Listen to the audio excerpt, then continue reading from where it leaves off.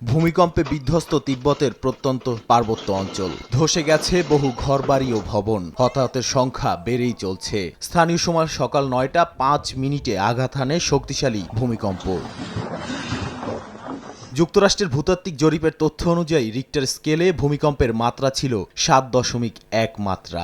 উৎপত্তিস্থল ছিল তিব্বতের রাজধানী লাসা থেকে প্রায় ৫০ মাইল পশ্চিমে ডিংরি কাউন্টি। লাসা থেকে ২৮০ কিলোমিটার দূরে তিব্বতের দ্বিতীয় বৃহত্তম শহর শিগাৎসিও ক্ষতিগ্রস্ত হয়েছে, যেখানে ধর্মগুরু পাঞ্চেন লামার বাসস্থান। ভূমিকম্পের পরে সকাল ১০টা পর্যন্ত একাধিক আফটারশকে কেঁপে ওঠে তিব্বত। আফটারশকগুলোর সবচেয়ে শক্তিশালী মাত্রা ছিল ৪.৪। ভূমিকম্পের প্রভাব মূল্যায়নে কাউন্টির বিভিন্ন শহরের সঙ্গে যোগাযোগ করছে কর্তৃপক্ষ।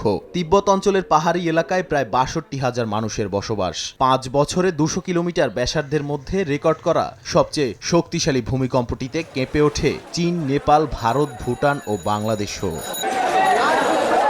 এই নিয়ে ৪ দিনের ব্যবধানে বাংলাদেশে দুবার ভূমিকম্প অনুভূত হলো। মঙ্গলবার সকাল ৭টা ৫ মিনিটে অনুভূত কম্পনটি ছিল তীব্র ধরনের, আর ৩ জানুয়ারি হওয়া ভূমিকম্পটি ছিল মাঝারি মাত্রার।